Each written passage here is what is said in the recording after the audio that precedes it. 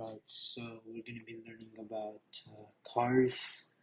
So how do we answer questions like, what grade did you get on that test? Or what letter does your number start with? The char data type can hold any character like a letter, a space, or a punctuation mark. It must be surrounded by single quotes. So I want to really emphasize single quotes. For example, you can do char grade, char first letter, char punctuation, and then create a variable called expected grade of char of type of char.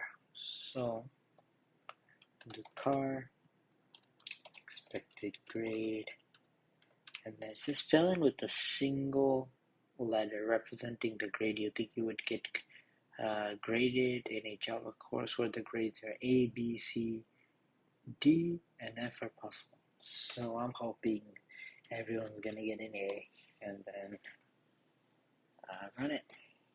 Cool. And then print out the expected grade variable. So go ahead and print that out. System.out print line, and then you print out expected grades, expected grade no S. Okay, let me do it with the S and let's see what happens.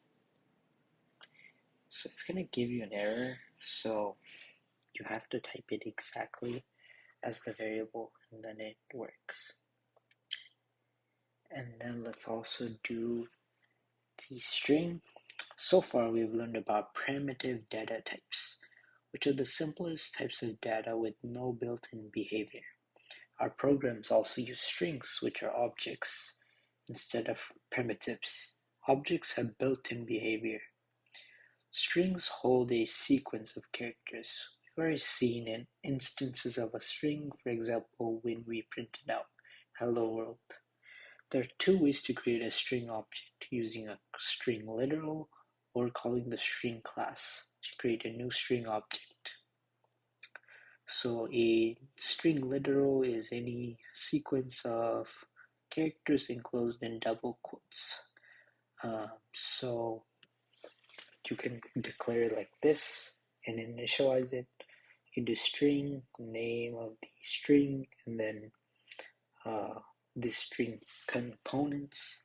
You can also create a string object by calling the string class when declaring a string like so. So you can do string and then salutations, which is the name of the string, and then new string, and then the method. So this is an object. You're essentially creating an object which is a little higher of a topic. So if you want to learn more about that, I would research that. But in this video, we'll keep it simple. We'll use the first version of this. And there are subtle differences in behavior depending on whether you create a string using a string literal or a new string object. We'll dive into those later, but for now we'll almost always use string literals. Okay, so if you're AP Computer Science students, I do recommend reading this, but what basically this is saying is, if you have, say you want to print out "Hello World" in quotes, you can't do that unless you put a slash here.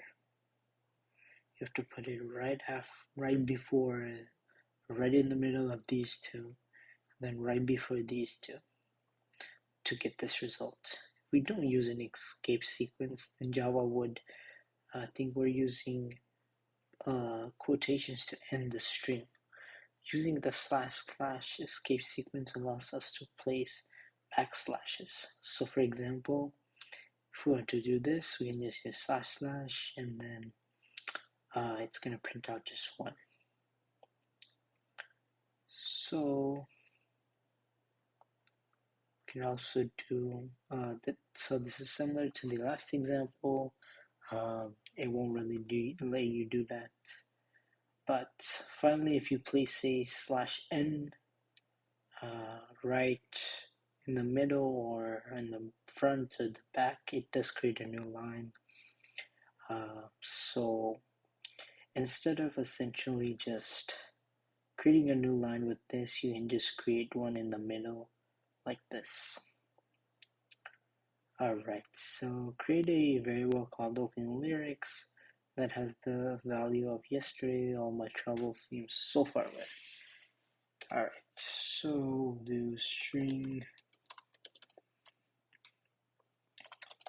open lyrics equals, and I'm just gonna copy and paste this just so I don't waste y'all's time here. And then we run it. It's good, and then we print it out. I'm guessing the dot out print line, and then inside we can just print out opening lyrics essentially. And let's run it. It works.